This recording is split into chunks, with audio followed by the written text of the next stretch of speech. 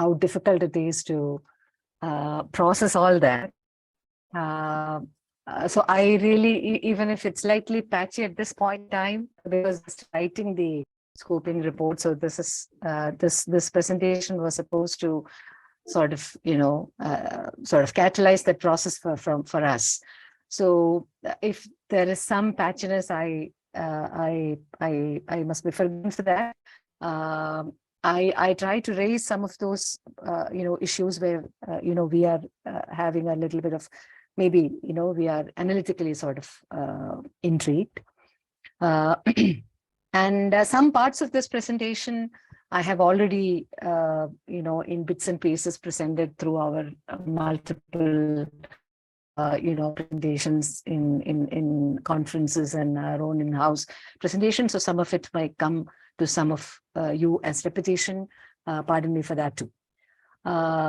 So we have the scoping I am reporting is, from two important locations, two major locations, that is Jafrabad and Veraval.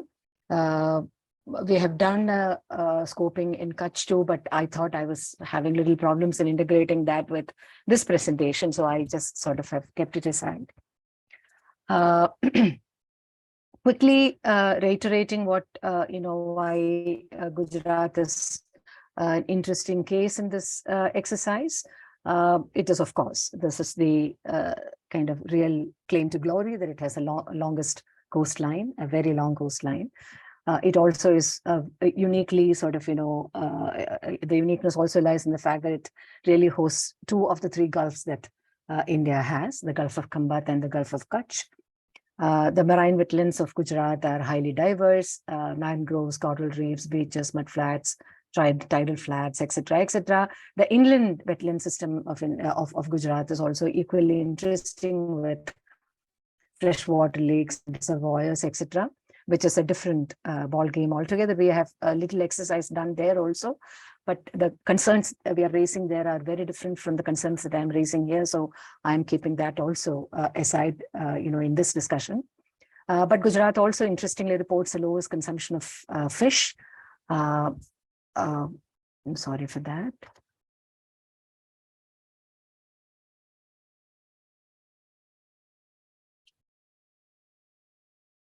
Among men, women, and children, when the NFHS 2019-21 report says that 56% of adult men and 70% of adult women have never consumed fish in Gujarat. Interestingly, Andhra Pradesh and, Andhra Pradesh also reports lesser consumption of fish in rural areas in that data. But Kerala and Goa and to some extent West Bengal are far ahead. And Gujarat also reports the lowest percentage share of fish marketed fresh among all the coastal states in India. 64 to 90% of fish is marketed fresh according to the state government statistics, that are available in other states. But in Gujarat, that's just about under 31%, in which almost remains the same between 10 and 20.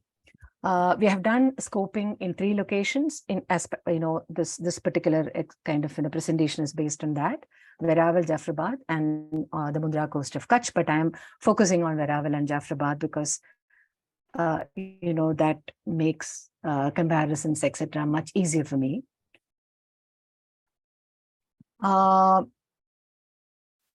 Like if I really talk about some of the interesting features that one would like to keep in mind, Veraval, it lies on the southwestern coast of Saurashtra Peninsula on the Arabian Sea. It's actually the biggest fishing port of Gujarat. 53% of all fishing boats and 30% of all mechanized boats are found in this district, which means Veraval really accounts for a larger share of the available mechanized, crafts in the state. And trawlers also in large numbers. Among the mechanized fleet, trawlers form about 35%. And if you really look at the production, share of Veraval, again, the data that was available, I would like to make a comment on data a little later.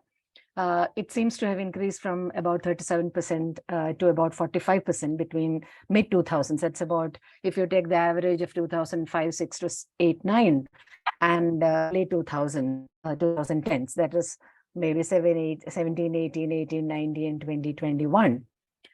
So there has been a rise in the production share of Veravel as a landing center. Coming to Jafrabad, which is in a district called Amreli, it's on the Gulf of Khambat coast.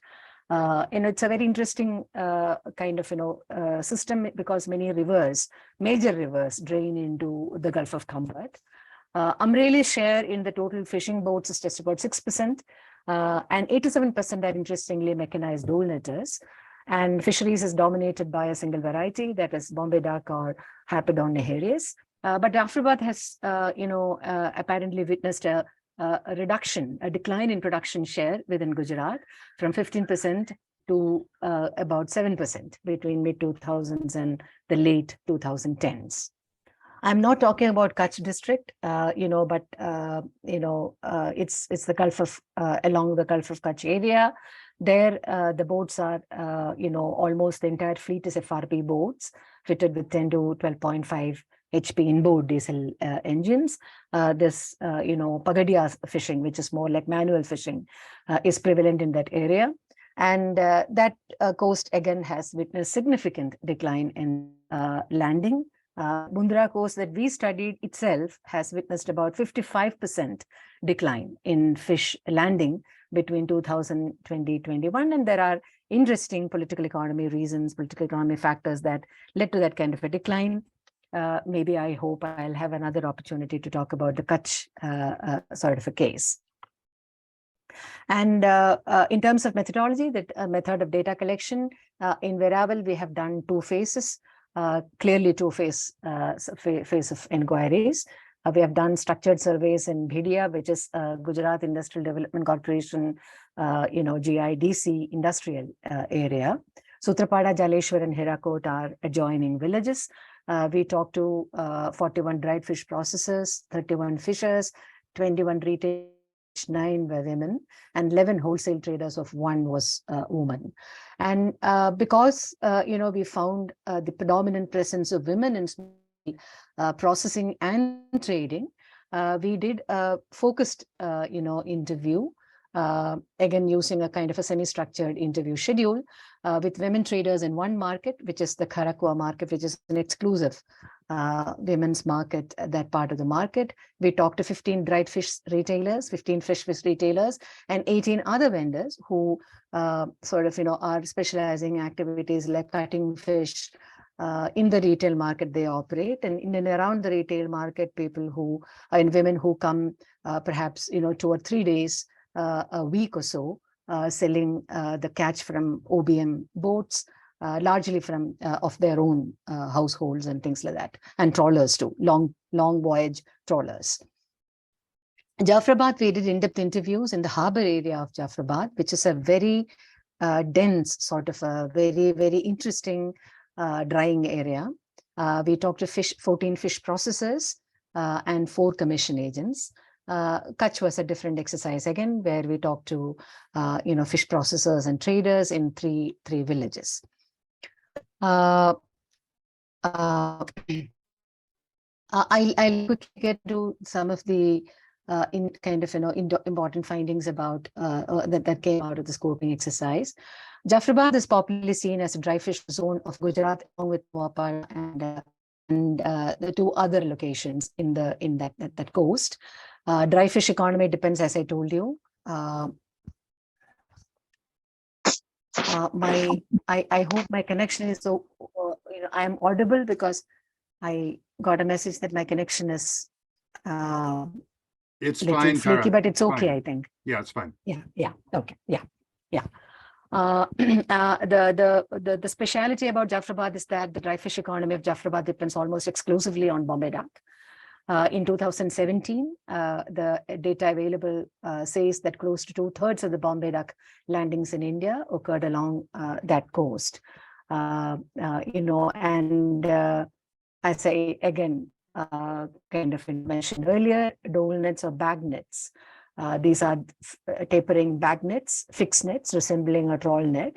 They are used to harvest. They are the nets that are used to harvest Bombay duck. Every dole net boat owner in Jafrabad is also involved in drying activity.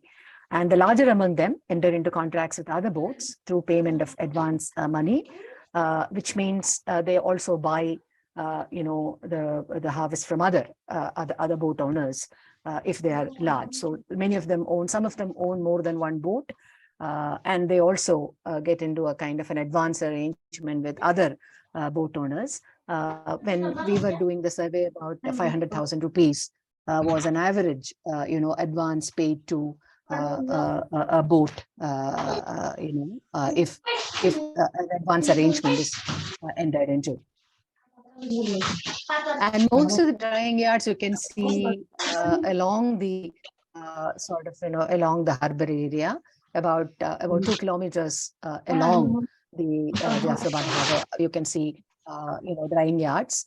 I think the picture is what we see as those distinct areas, where I have marked 1.97, 1.5, 1 kilometer. That's essentially what you see are drying yards, which are also known as, dangas.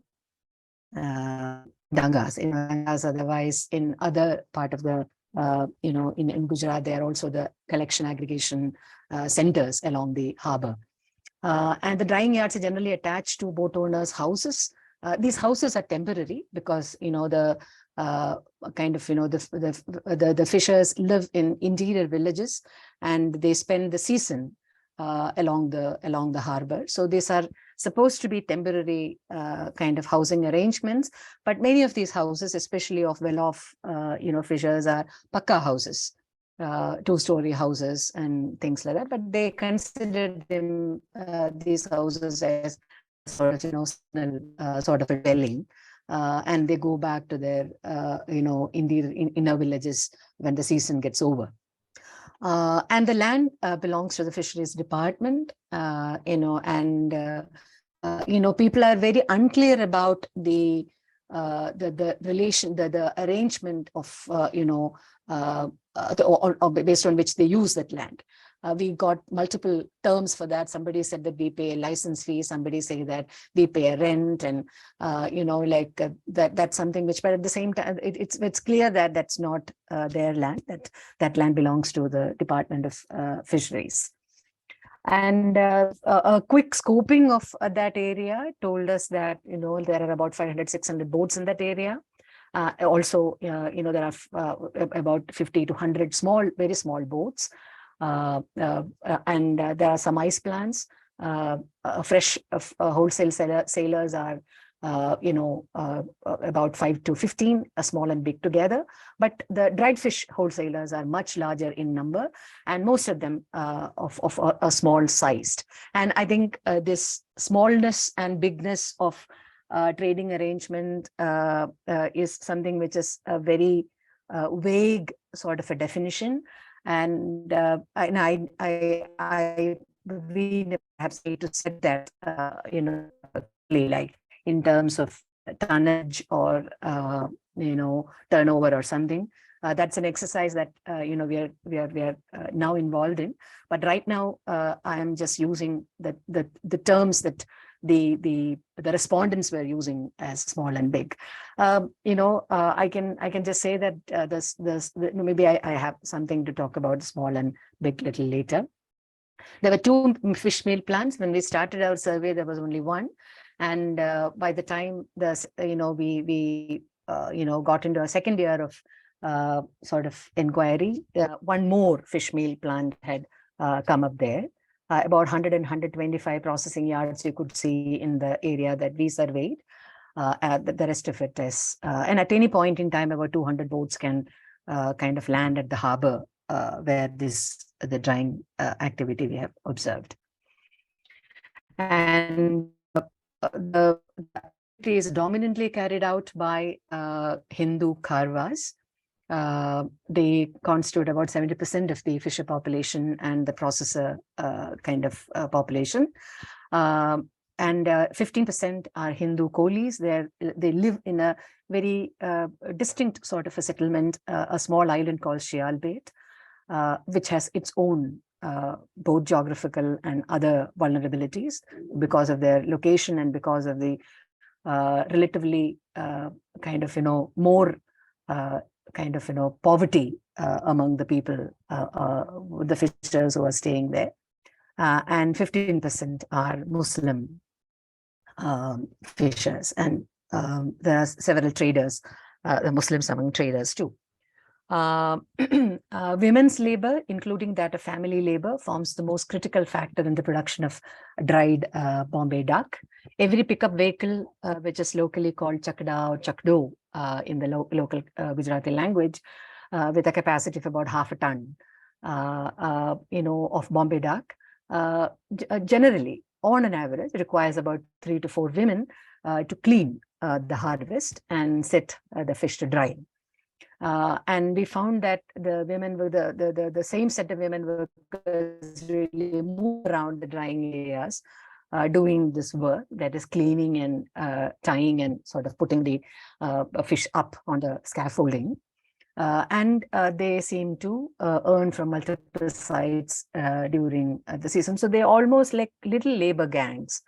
Labor gangs, about 3 to 4 women who really sort of move from one, or a labor squad from one area to the other. And interestingly, there is the data is a big sort of a blind spot in the entire exercise that we do. So the 2010 data, census data, which Gujarat has come out with, Jafrabad, interestingly, is the only coastal village in Gujarat where women form about 90% of the labor force. If you look at the 2016, marine census, the labor force, whom we call as laborers, other than peelers and curers and fishers and all, men and women broadly, overall in Gujarat, they form the same numbers, about 9,600 and 9,800, something like that, as far as the data goes, which means they are almost 50, 40, 45 or 50, 50 or whatever. But in this location, women labor force is even as per the government administrative statistics, women form the largest labor force.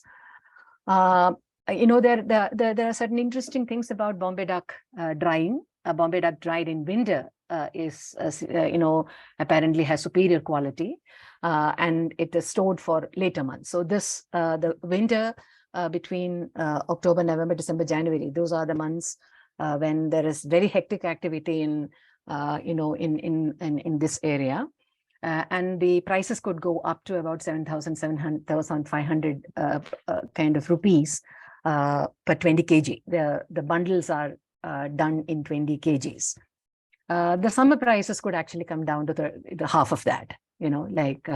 So there is very significant momentum in the drying yards and drying activity during this time.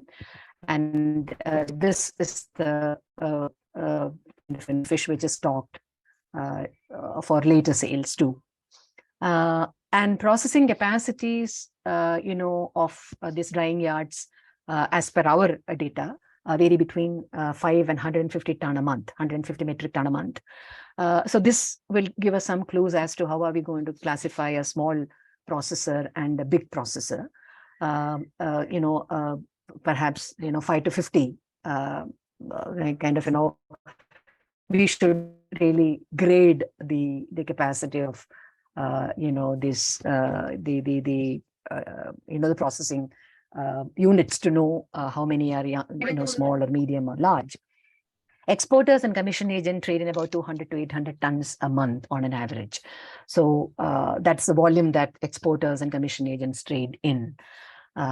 So which means there is significant amount of aggregation that happens at that level.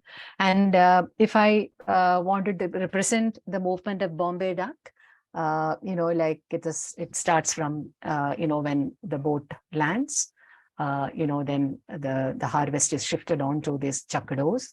These are the pickup sort of vehicles, go to the Ganga, where women try to kind of, clean in these conditions and put them up for drying. It's about 2 to 3 days old, and this is unsalted. This is just washed, and this is the about third, fourth days of drying. And then when it's fully dried, it is really brought down again by women. And then they are bundled into 20 kilos sort of bundles. And it is that bundle which then gets onto a truck or maybe a ship to go to Mumbai, Assam, Mangalore, Bangladesh, etc. And then or to Dubai, Sri Lanka, Maldives, Mauritius. These are the countries that the dried Bombay duck travels to. And if you really look at the trade, it becomes more important after the bundling of the dish is done. Till the time, it is actually the responsibility of the boat owner, fisher, processor, all rolled into one. They are ones who are responsible until then, and then the commission agents and the exporters or the other kind of middlemen and the trucks are really sent by the traders in Mumbai, and we're told that they never get into a direct sale, at least most of them. Almost all of them we talked to, and that was a general conversation that we had in the harbor, that they never get into a kind of a deal directly with the outside markets. It's essentially the local trader does that part, either with export markets or the markets within.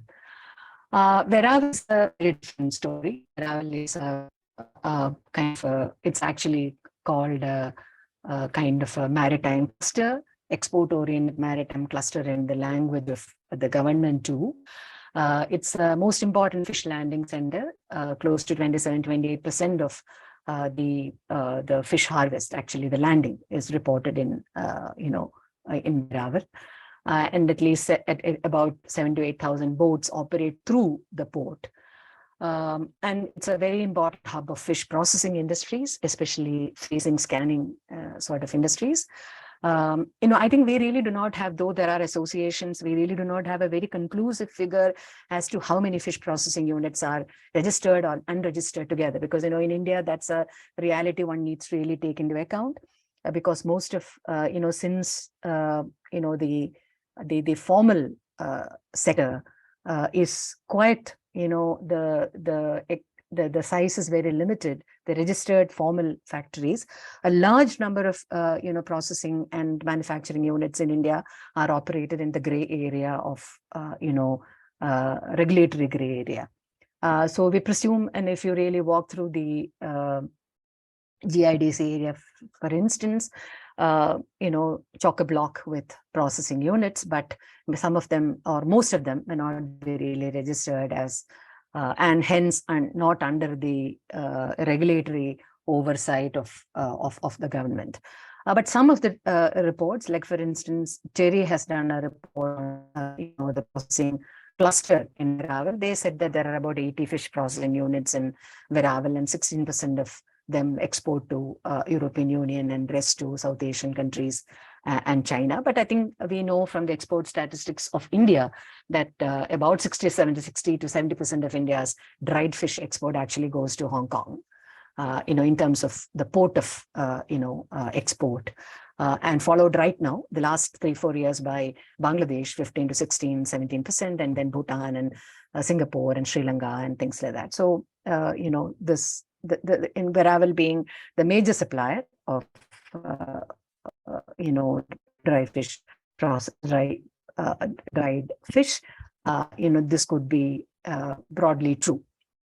I just want to kind of read out this little story because I was wondering how to make use of this. I think it's a very interesting glimpse into what it was when it all began. And it all began in a large sort of a scale. This is narrated. This is the story of Reggie Anthony, who is the promoter of one of the largest dry fish processors in Veravel called Joes and Brothers. Not only in Veravel, they have they have operations. They have the business is running in Mangrove, in Oka, and they're planning to do something in Diu. So they are definitely a very important player in the dry fish sort of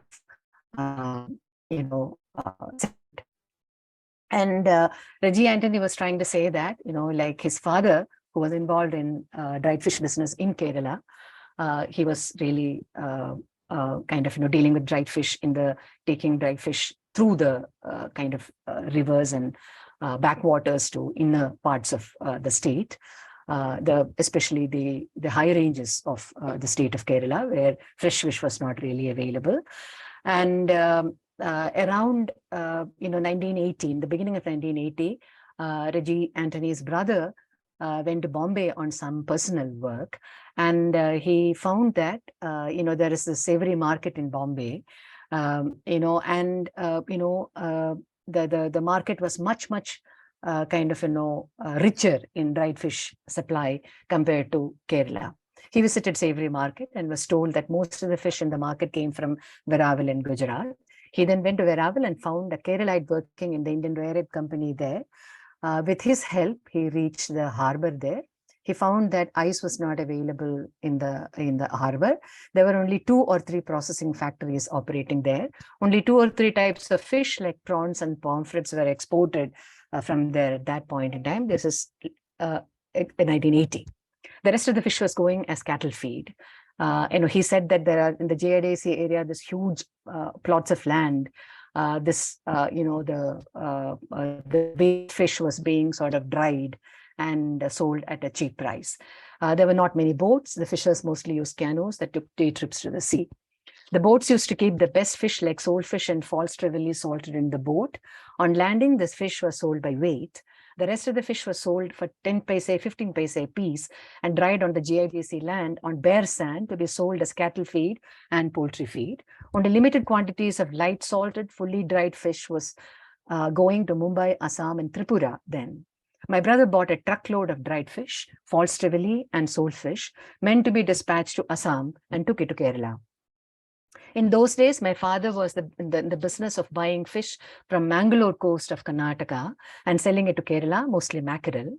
When my brother was returning to Veravel after selling the first load, my father went along. His knowledge of dried fish helped my brother. They used to carry 3 truckloads of dried fish to Kerala. Each trip used to take about 8 to 10 days.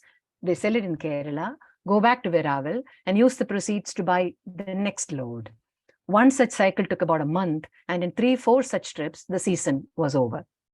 In the next season, they found a Keralite who agreed to work for them on commission basis, 10 paise per kg at Veravel. He used to also bear the labor charges. So this guy was a commission and worked as a commission agent, and he was also bearing the cost of labor needed for drying. Land was taken on rent by someone else who was trading in trash fish. So labor cost was borne by one, and land rent was borne by another person.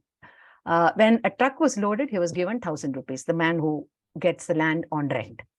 Drying was targeted mostly for Assam market. Assam and Tripura markets prefer light salted, fully dried fish. Kerala consumers prefer fully salted, semi-dried fish.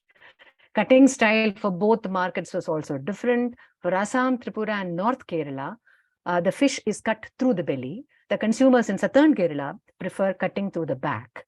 Prices significantly differ between the cuts for the same fish. In northern Kerala, fish cut through the back and dried will fetch lower price compared to fish cut through the back. So I just wanted to, just reproduce this part of the story just to tell you that, how an industry was slowly taking shape, differentiating its products and targeting more and more markets.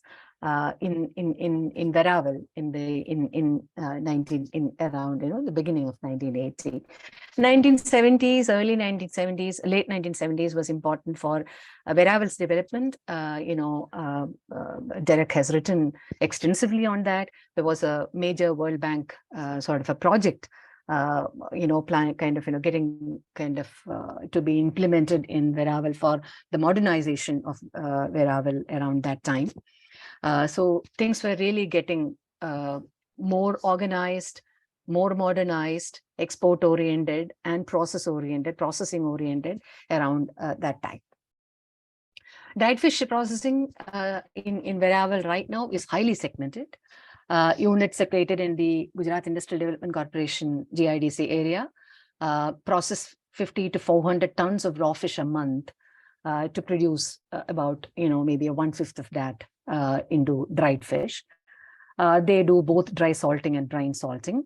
The home-based units located in the adjoining villages, managed by women mostly, they process about 3 to 4 tons in the best of times. So it's a highly sort of, segmented across sizes kind of a processing industry.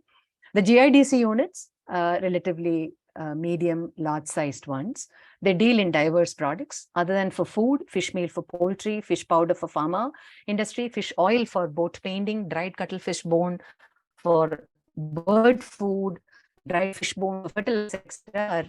are produced by these sort of units. And in a single unit that we visited in Josen Brothers, these many varieties of fish were being sort of dried. So the varieties of fish being dried is also significantly, phenomenally improved or increased over the last 40 years or so. These are the multiple products. These are the different kinds of drying, like in brine, in dry salt, etc., etc. Veravel presents a more complex distribution system of dried fish compared to Jafrabad. Large-scale dried fish processors buy raw material from middlemen rather than boat owners here. Distinct channels of edible and non-edible industrial segment, fish, which means the fish which gets into the industrial consumption, industrial segment. Multiple pathways of market movement. There is the local market, markets within the state, markets outside the state, within the country, again, kind of segmented by north, south, east, and of course, overseas, outside the market. So these multiple channels, multiple products, and multiple end users, edible and non-edible, so makes the system much more complex than what Jafrabad, even had we talked about Kutch, that kind of fishing system sort of represent. Something about the employment and labor and employment. Both migrant and local women workers are employed in the drying units in Veravel. Migrant workers are housed within the premises and they are available for work throughout. They are recruited through kinship and contractor networks. The local women largely are employed on a casual basis again, in cutting, cleaning, degutting, etc. Those kinds of operations. Informality of operations, like many of these kind of laborers are not enrolled as workers in these units. They are kept very loosely tied to the factories, the processing units. That means that most of the labor force is outside the scope of Social Security benefits. So none of them, most of them are not going to get any benefits of Social Security, like ration or housing, or anything that we think about as rights, labor rights, as part of decent work norms, or labor rights. So they just float around through these informal networks. And no, I think I am not able to really speak much about minimum wages, etc., because it's very difficult to talk to the migrant workers, especially because they are always present within the premises under the surveillance of the unit owner. So we tried having a conversation, but it was extremely difficult to find out the wages and those kinds of to know about the labor standards, etc. But from our experience, in India and the huge like debate around informal sector, we can be very sure that none of them must be getting the minimum wages, sort of that the government has declared. Trust and money are critical to sustaining the flow of transactions within the dry fish economic system. I mean trust and money because, trust is something which everybody talked about, because transactions now are increasingly done through banks and other financial instruments. But still, the system of advances, the system of payment to the boat crew, for instance, all this is done on the basis of trust and certain kind of social arrangements which are binding on these workers and these relationships. And money, because money is the fuel that runs the processing industry, because it's a heavily working capital intense sort of sector. They need cash to move the engine of processing. So these two are the critical components that sustain the flow of transactions within the dried fish economic system. And I also want to mention that women's labor, which is non-waged when offered as labor of love from within the family, and underpaid significantly when hired. And that really complicates the understanding of value of dried fish. If you really look at the challenges that the firms, the units faced, we in our kind of instrument of inquiry, we have asked them clearly as to what do you think as the challenges. In fact, 80% of the responses related to the drudgery that the drying involves. They cannot get out of drying as an activity, because most of these households especially run by the operations run by women. For them, this is the most critical livelihood activity that gives them the necessary sustenance. So they're definitely not able to get out of it and seek another livelihood option. But they are overworked. It is very labor intensive. So that's one of the challenges that the women themselves were talking about. The other challenge is drudgery and spoilage. They said that if the atmosphere, the temperature changes, the climate changes, there will be spoilage, and also the quality of the fish, and there are several other reasons why. Storage, because they are not able to store fish properly. So spoilage is a major economic loss that the dry fish, processors face. Coming to the larger challenges, the system-wide challenges, we were told, a lot of, fish processors and fishers talked at length about how the variation in climate and extreme occurrence of extreme climate events have completely changed their calculus, their business, economics, and also the kind of availability of fish, and like the composition of fish catch and things like that. And of course, the governance arrangements have largely failed, despite having sort of community organizations, and despite having a kind of a very trust and social capital based arrangements in the area, they have not been able to do much about overfishing or fishing of juveniles. And of course, as we so mechanized fishing, especially trawler fishing, is the predominant form of fishing there. If you see that even Veravel, you can really find that the small fishes are actually the quantum, miscellaneous and small varieties of fish. In terms of landing, their proportion is very, very high in the case of Veravel, even as per the statistics available. And economics of fishing and fish processing has been changing significantly. Fishing and fish processing are becoming more and more costly. investment required is becoming larger and larger. At the same time, the state's direct support to maybe production support or processing support has not increased commensurate. Because like many of the programs now are many of the government programs now are not direct support, like for instance the fuel subsidy they get. They're more in terms of infrastructure development or private investment, topping up of private investment, and those kinds of instruments. So the instruments of government support, state support has changed. As a result, the cost borne by the processors has increased. And of course the fuel prices are going up. There is a crisis there. So all that has changed the economics of fish processing significantly, which again is becoming perhaps more and more pro large sort of processors, and more for consolidation, perhaps like that sort of a economic model may emerge. And many fishers also said that fish varieties earlier available for them for sort of drying are no longer available, because they are all making their way into the industrial circuit, or they're getting into making of like fish paste or fish meal and things like that.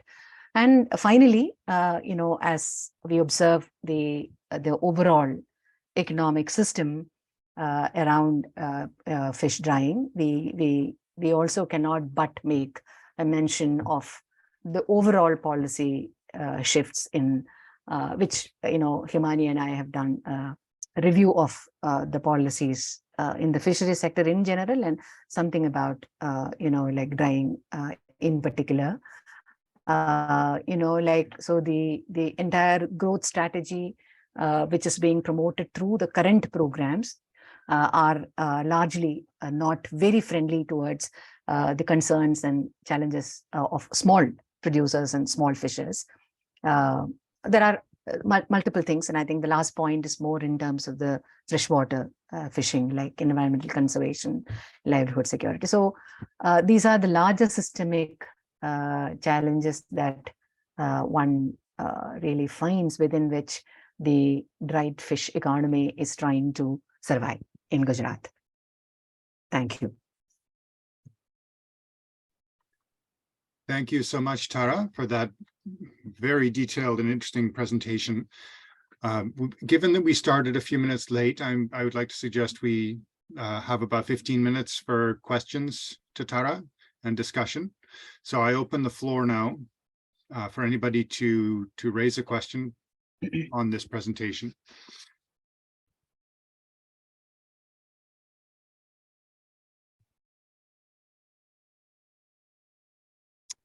Anas, please. Thank you. Thank you, Professor Nair.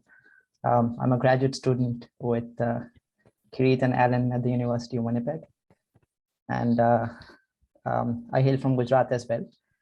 So I had a question regarding so you said during your survey itself, there was the rise of another fish meal plant in Veeraval while you were conducting the survey. I'm curious as to what this would entail in terms of diversion of fish for non-human consumption, and do you see this market as rising very fast? Okay. Would you like me to kind of respond immediately, or? I think that makes sense. Yeah. Yeah. If you're comfortable with that, yes. Yeah.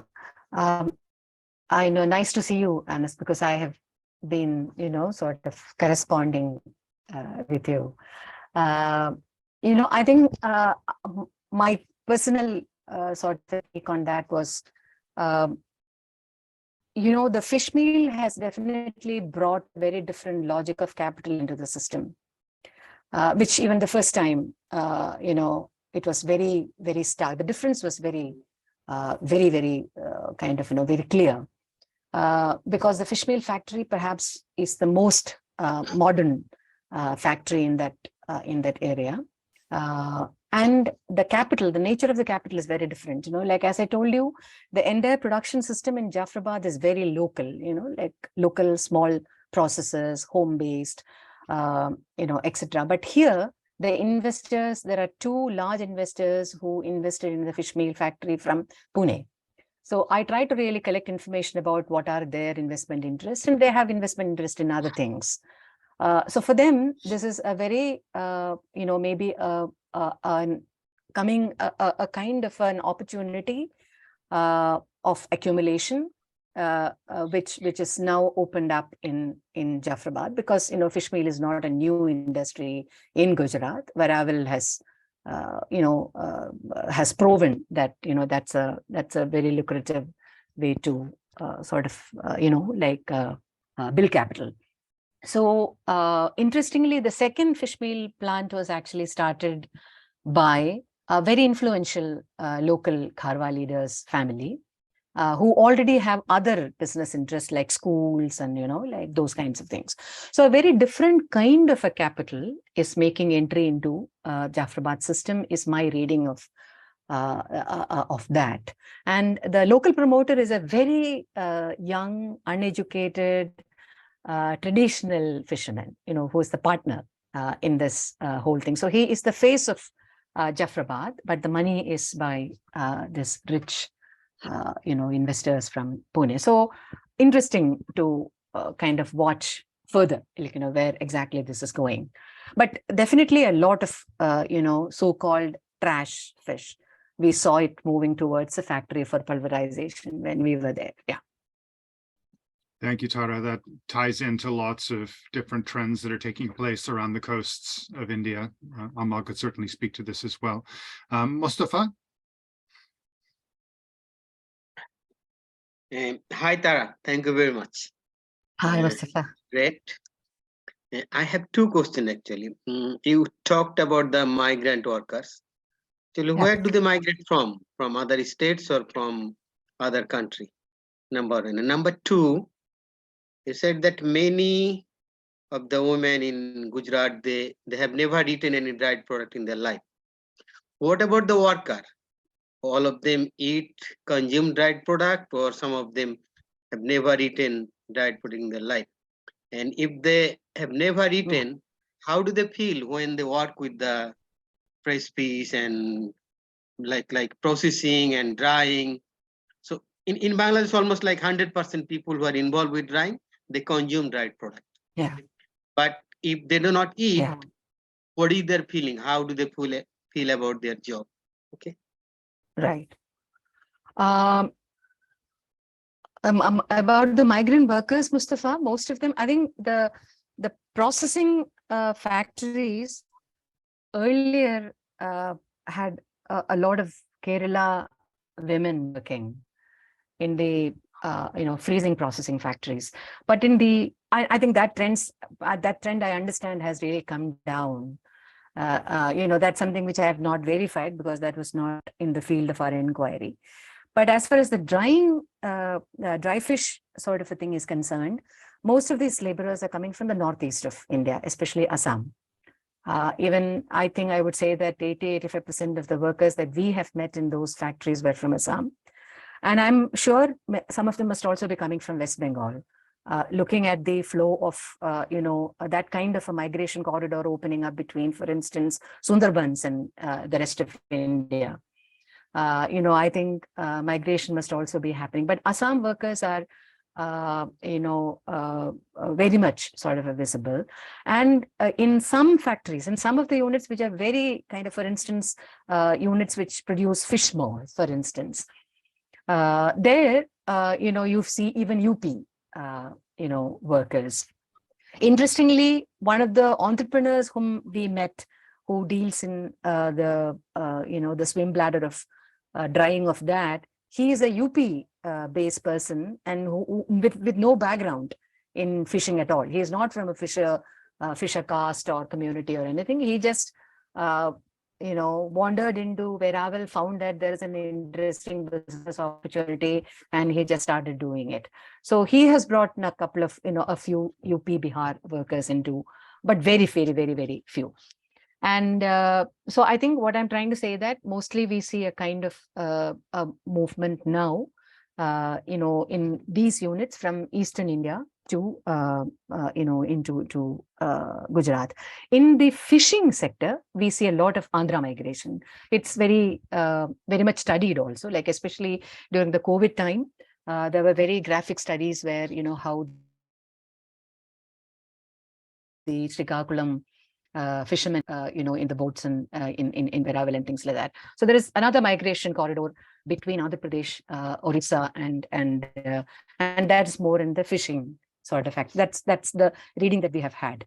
And the fish workers, I know we had a question: do you eat fish? The dry fish, they eat dried fish. We also collected a few recipes and all that from them, and they said that maybe the frequency is little less because that's what we could gather, but they definitely eat dried fish. They eat fish and definitely dried fish. Yeah. Coastal areas consumption of fish and dried fish, I think, is fairly good even in Gujarat. And if you really go by even a socio-economic categorization, you perhaps would find that people belonging to scheduled castes and to some extent scheduled tribes also eat fish. And we must also kind of take note of the fact that many of the reservoirs and dams and all that, which are essentially sites of inland fishing in Gujarat, are in the tribal belts, in the southern and eastern belt. There is a culture of eating fish. I think in surveys, it all matters who are you asking this question. So you tend to ask the ones who are, and I'm saying the official surveys.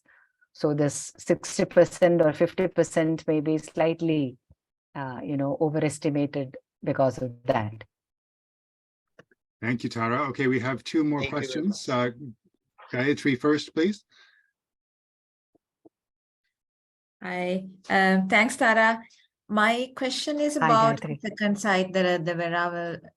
You said that it was pretty segmented, the processing, the units, and that you then referred to the units within the zone, the industrial zone, and then the home-based units. I was curious whether there's any connection between those two types of units. Either maybe, I mean, the first thing that came to mind was about labor, whether there's any sort of labor that is sort of transferring between these units, and maybe there are other connections as well. So I was quite curious. Yeah, I think logically there would be a labor route between those units, and because these units, the home-based small units, as part of their livelihood, diversified livelihood portfolio, must be offering. That's something which I'll take note as an additional inquiry. But logically, I would think that these are adjoining sort of villages, and the households are in need of money and in need of income. They must be doing a lot of labor work, otherwise they are. So a part of that labor must be definitely flowing into not necessarily the drying yards, but in the ecosystem in general. A part of it must be also getting into the drying units. There are, I think one interesting thing we try to kind of explore, but we could not get a good answer, is that whether these larger units put out a part of their drying activity to the smaller units. But the answer was not very conclusive. I thought that was a logical connection between a larger unit, especially when the land area is very limited, because when you operate within the GIDC area, the area available for drying is anyway limited. Many of them own and rent and things like that. But somehow, that connection has not come from our inquiry. But I again believe that would be perhaps a logical sort of a link. When you have excess of fish to be dried, you can put that out to the adjoining villages. I think this is something which we need to do a little more of, inquiry to establish that. Yeah. that's an interesting aspect. Yeah. Thanks, Tara. thanks, Tara. Pranaya. Yes. Thank you. Good evening, Tara ma'am. It was a really nice presentation. Ma'am, I'm just curious to know that when you are talking about the 90% of the local women force are working for the drying purpose, whether they are working for a longer stretch of period or their labor, I mean, the working hour is segregated or it is a continuous working hour, because they are also having the household responsibilities. Like why I'm asking this question, because in few places in West Bengal, what we have seen that many when the local women are working for the drying purpose, they're having segregated. They're having, like, they will work from 6 to 8, then they will go for household work, then they will complete their household work. Again, they will come and join for the drying. Then again, they will go at the lunch time for 1 to 2 hours. Then again, they will come. So they're getting time for their household works. So, ma'am, is it similar in Gujarat, or the situation is something different? Right. In the case of the Jafrabad, when the fish lands, and because there is no other operations done, it has to be immediately dried. It has to immediately washed and dried. So until that activity is done, the women have to be around. Because it's not like maybe you just apply ice or put it in brine, nothing of that sort. It has to come. The moment it comes, as soon as it comes, you need to kind of wash it, and it's a very highly perishable. Bombay duck is a very soft and perishable, a lot of water content. So it is very prone to spoilage and things like that. So till that particular pickup van empties, women are around, and we understand that on an average about 3 to 4 hours in one yard. Since maybe as boats keep coming, they move to another yard, or they will move to another. So I am very clear, and I'm very sure that the women must have made their own arrangement in terms of also taking care of their care responsibilities and all that. The other element of that would be what is the what do you call it, the cost of adolescent girls, their loss of education, their inability to get out of homes, because they are the ones who then are in charge of taking care of many of these care responsibilities and things like that. So there are connections like that, and one generation is perhaps is deprived of their human capital improvement or accumulation, because many of their mothers and aunts and grandmothers are working in these yards. So this is something which we have seen this in Kutch would be a very graphic sort of a situation wherein, because very often the boats come in the dead of night around 12, 1, 2 in the morning, because, that's a different kind of a fishing arrangement. It is the girls who are, are made to work. So there is absolutely no time there. You may perhaps, work till about 12, 1. The fish is all dried, then you have rest for about 1 hour, but then another kind of lot will come, so then you have to be awake and doing this. Then at night around 12 o'clock something else will come, you have to be. So there is nothing, women's work has no time at all, in certain contexts. In the context of Jafrabad, it's again linked to the landings and the cycle of landings, and the women's involvement in this kind of work means that the younger girls are perhaps made to work more and more, and their what do you call it, their achievement, or their human capital accumulation or development or whatever suffers. We should really look at girls dropping out in significant numbers in these communities. It's a great indicator of how the burden of care is more and more on these younger lot as women take part in labor force. Thank you, Tara. Okay, I'm going to give the last question to Kirit, please. Well, Tara, thank you for Okay. such a good, a presentation with a lot of primary sources of data. I don't have a specific question, but so many, interesting stuff I see, and there are larger boxes which one can explore again further into a detail with a site-specific study. Among this, gender and labor is, certainly a very interesting, box, which site-specific may have a different, the complexity and the richness there.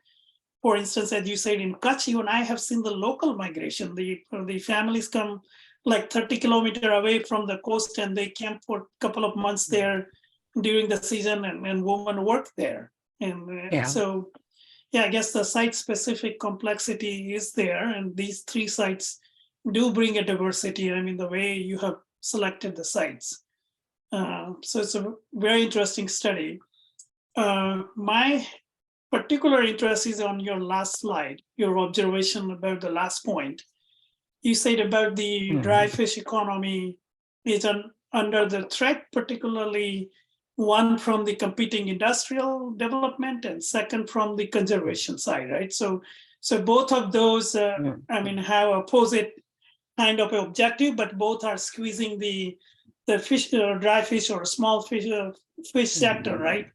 So how the policy interacts, from both the side, the industrial development side and the conservation side, it's something of an interest for the next stage, and probably an ask can look into in one of the site, and so that's how I saw some kind of interesting, information or a kind of a background which provides us a good picture that we can, probably employ and as talent and work in one of the site. That's how I see it. Yeah. I think that aspect perhaps, and I think I have not taken that up. We have done a small scoping along Nal Sarovar too. This conflict is very seriously seen in the drying, because the drying is done by the primitive, most backward tribes, Padhar community. They have been they are constantly harassed by the forest authorities, and then because Nal Sarovar is a conserved sort of an area, so their baits have been lost to them, and they have to now go and work in some of the reservoirs near Surendranagar or somewhere. So that's in freshwater systems. I think that conflict perhaps would be much starkly visible.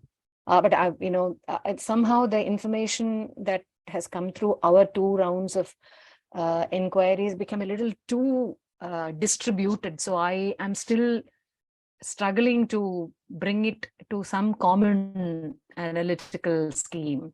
A lot of interesting things about cooperatives working, and like the licensing done for drying, and there again the migration from UP Bihar, a very different system of advancing and things like that. And then it's a different kind of market channel altogether, because that fish goes to Gorakhpur. It's a different route, a completely different route. The agents are different. But that is a little messy right now. So we need to do something to bring it to some kind of control. But this aspect would come in there clearly. Thanks, Kirit, Tara. I see that Amal has a question as well, and seeing Amal on the screen reminds me that the Karnataka team, in a sense, has done a kind of typology of different blue economy influences on the coastal zone. So Kirit mentioned a couple. Another obvious one is the industrialization of fishing, which needs to be considered as a very serious blue economy kind of threat to small scale actors. And the whole fish meal stuff that Amal has worked on so extensively fits within that as well. So Amal, I said I would give Kirit the last question, but I'll allow you to have the last question. Actually, I don't have a question, and it was very nice and fascinating presentation, Tara. Thanks. And I was particularly I liked that narrative that came from the Malayali household there who kind of navigates through this business. And I just wanted to add a little more anecdote to that, because we have been doing this study in Karnataka and particularly in Mangalore when we went to this dried fish market. And Mangalore used to be one of the central dried fish wholesale market. From fish used to come from all over the places. The place is called Bamboo Bazaar.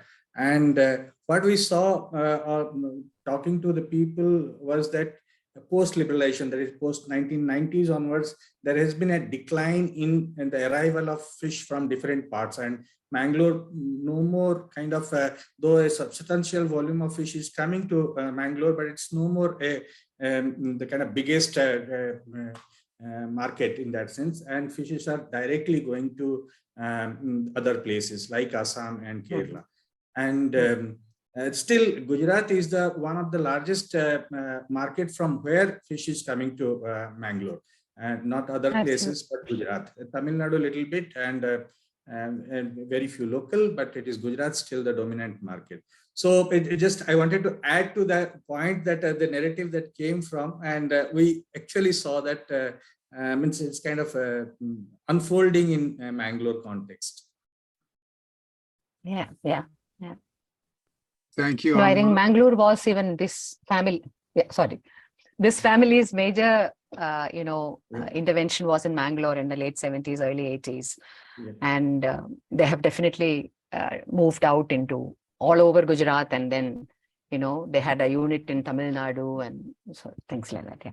So Amal's comment reminds me of a point that Professor Bhatta made at the meeting in Cochin. And so he was saying that one of the key inspirations for this project is the mapping of flows.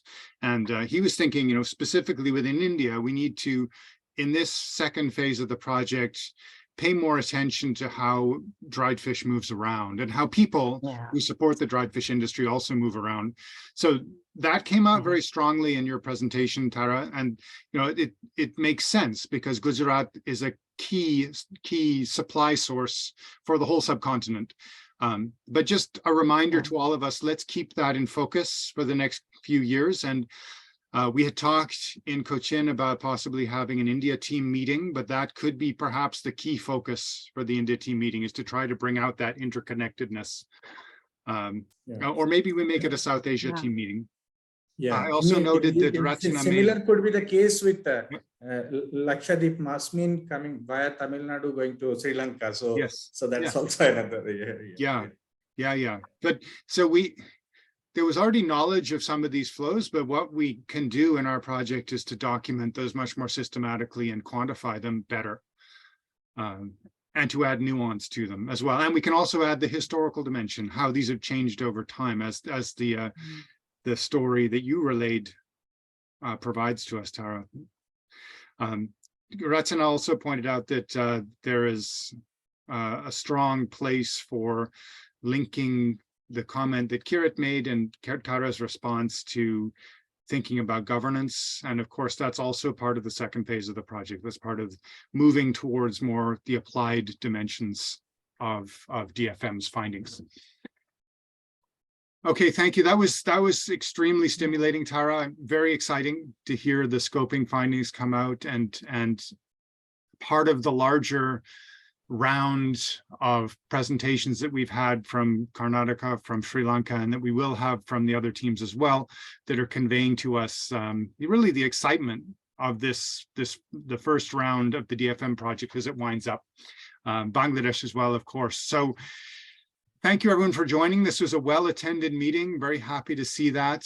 And we are looking forward, hopefully, to a meeting in January from Sami Farouk, who's about to start the stacked value chain survey research in Bangladesh. And so I had a request in Cochin for him to give a methodology presentation on the development of his survey. And so he's tentatively agreed to do that. I will report back to you in the coming days with a date for that. So Yes, wonderful. Okay, thanks everyone. And thank you so much, Tara, and the Gujarat team. Thank you so for much. that. Thanks a lot. Okay, Thanks good for night. all Good those day, everyone. questions. And yeah, thank you so much. Thank you, Tara. Thank you, Derek. Bye-bye. Thank you, Tara madam. Thank you, Mr. Thank you, Bye-bye. ma'am. Thank you, Bye. sir. Thank you. Hey, Tara, I Bye-bye. have recorded this, by the Thank way, you. and I'll be posting it. Please. Okay, bye, everyone. Bye. Bye, sir. Thank you. Bye, everyone. Bye.